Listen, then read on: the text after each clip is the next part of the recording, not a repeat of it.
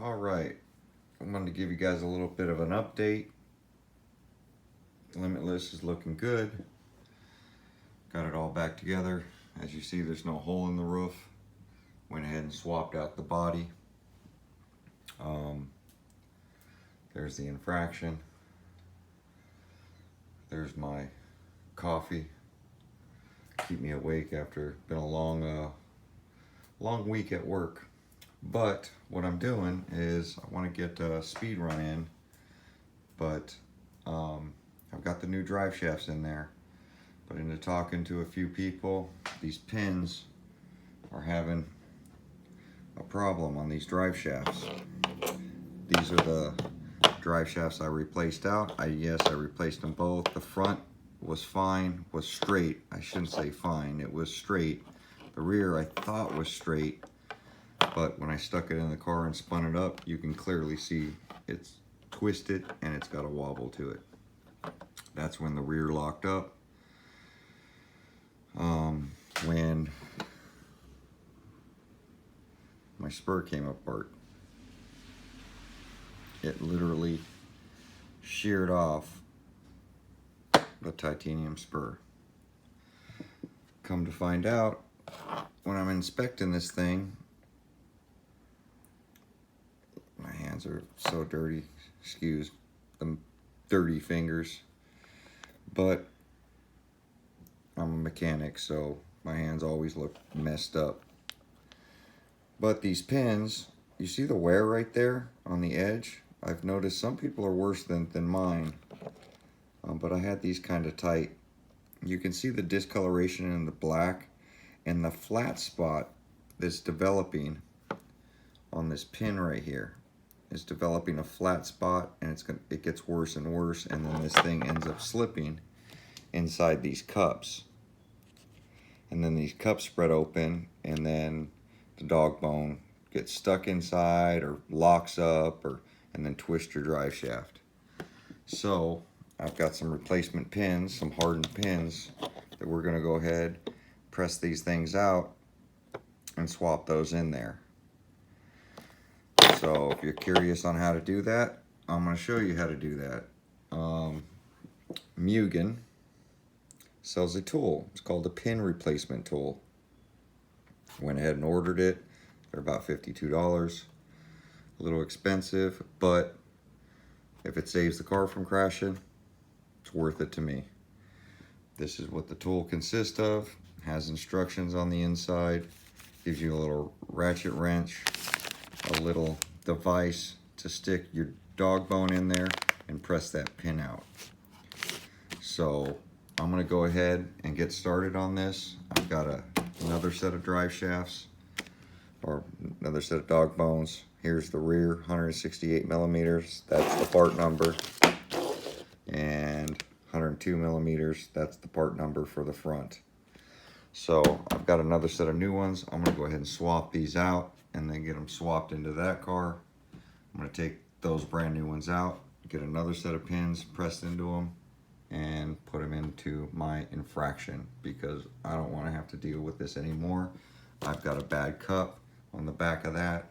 When I slid the new ones in there, it's kind of sticking. So I'm going to also go ahead and replace out a couple cups. You need the cups. They're the same front and rear. There's the part number. So I'm going to get those swapped out. So I'm going to get started on that stuff and get these pins in.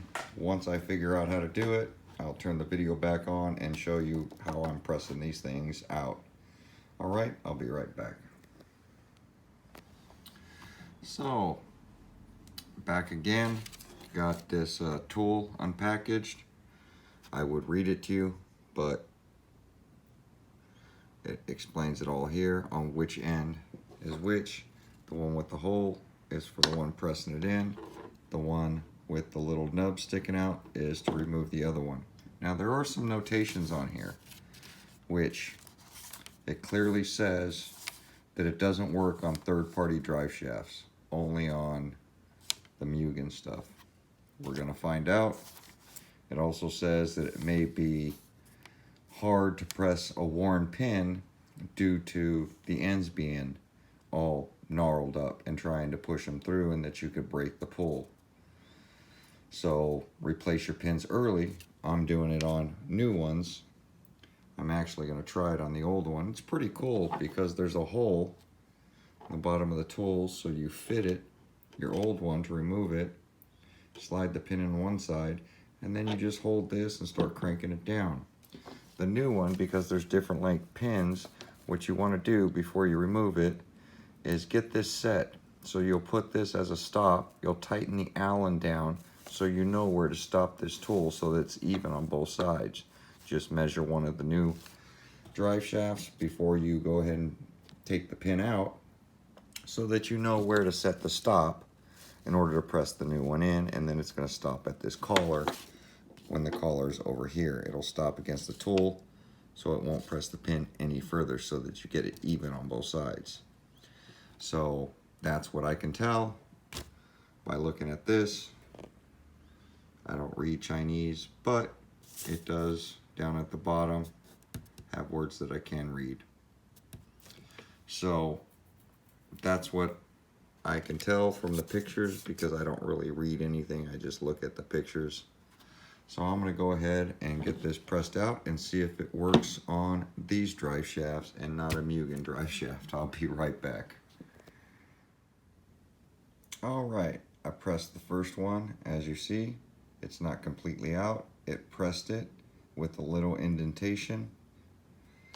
The tool only has, as you see, a little pin to push it a little farther in, which still isn't enough to get it out of here.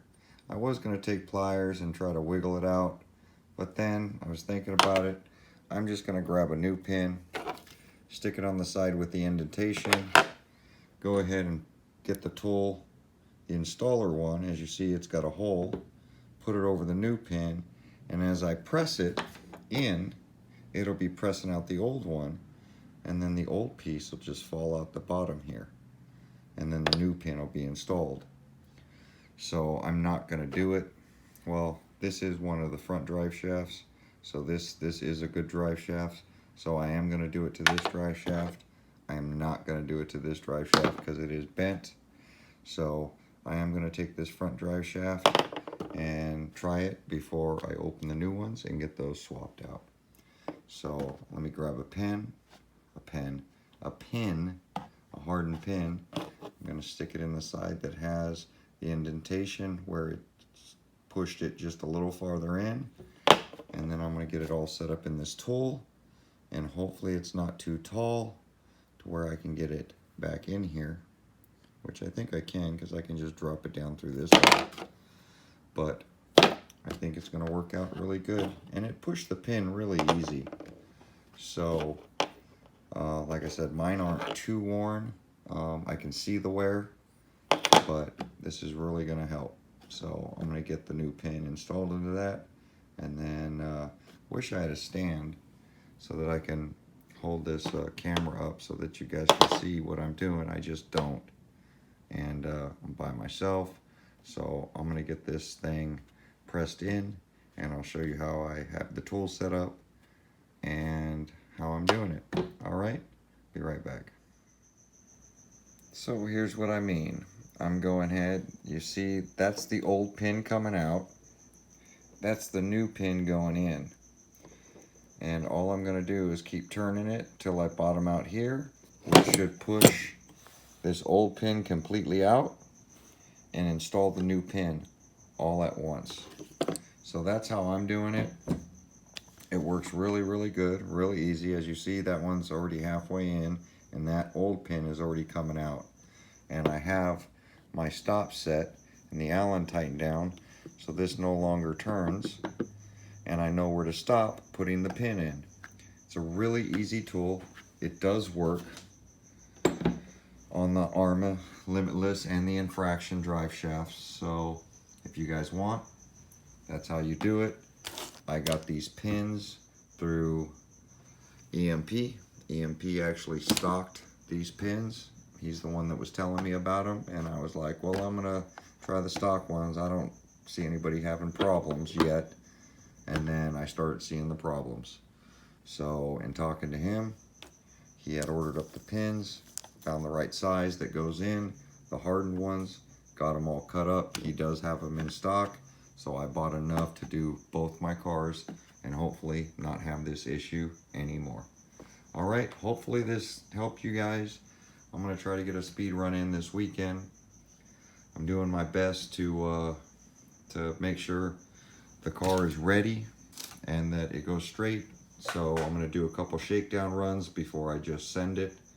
I am gonna run the deboots during my testing, but when I go for the full speed run, I am gonna stick on some foams because I just think it's gonna work better. It's gonna make the car more stable.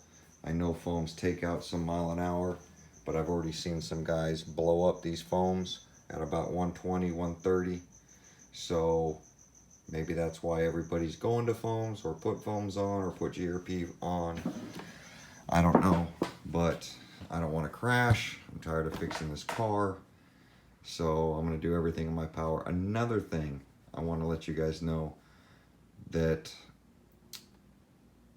during my backflip, I went ahead and brought the footage that I had to work. I work in the film industry, so I'm a mechanic. So I had some people look at it, zoom in, blow it up. What I was noticing and what they found was this front nose. I put these things on and I was like, oh yeah, I'll just trim them down. I'm gonna drill some holes in here, keep the front end down. What I noticed in the video, the front here, this was catching air, pulling up, so it's pulling the front end up. The other thing that was catching air was this front thing. It's held in with a bolt here and a bolt there and one up here. This thing was actually catching air in between here, and this thing was flapping at about 102. So not only did I have these flapping up and down, I had this whole blue front nose flapping on up and down in between this splitter and here. Air was actually getting in there. So this, if you look, there's a gap there. And this thing easily picks up. You see? So I've taped it here, here, and there. I don't know if it's gonna help, but I've taped all the front of my other speed cars to keep air out. I don't know what it's doing. I don't know if it's help lifting the front of this. I can't imagine it's helping to watch this thing shake up and down. The splitter seemed really solid, but this thing and this that's supposed to help downforce and push this down was actually flapping. So that's why we video this stuff. That's why I'm taping this. I am using the Gorilla Tape. Hopefully that problem will stop and I will stop getting air. You see that little crack down in there? Hopefully I'll stop getting air in there and this thing will stop lifting up and pulling the front of the car up. So I'm gonna give that a shot. It can't hurt. You guys out there, you might want to try taping it as well. I just threw some tape like that. I might tape it a little better. I don't know, but it can't hurt. Doesn't weigh much. You guys might want to tape the front of your cars down. All right, I'm gonna get to finishing these drive shafts. Hopefully this video helped you guys. Let's get out there, get some speed runs. Let's get some record-breaking numbers with this car. And I know it can do it. I know these cars can put up some insane amount of numbers, and I want to see how far everybody's gonna go. I'm giving it my all. I'm trying as hard as I can. Hopefully I can get up to what these guys are doing, 150. Hopefully I can get the car up there. If not, we'll just keep going. Remember, it is a hobby. Get out there, RC, go have fun.